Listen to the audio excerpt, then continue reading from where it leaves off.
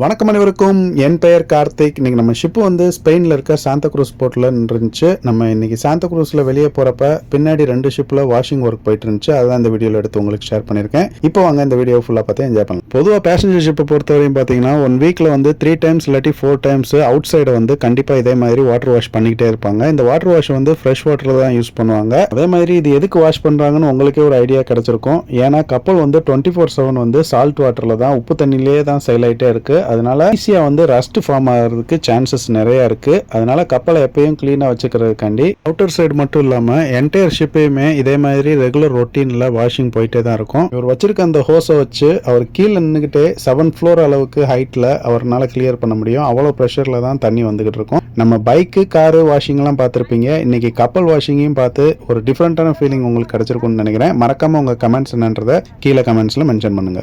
நம்ம சேனலை ஃபாலோ பண்ணலைன்னா ஃபாலோ பண்ணி வச்சுக்கோங்க. Bye bye.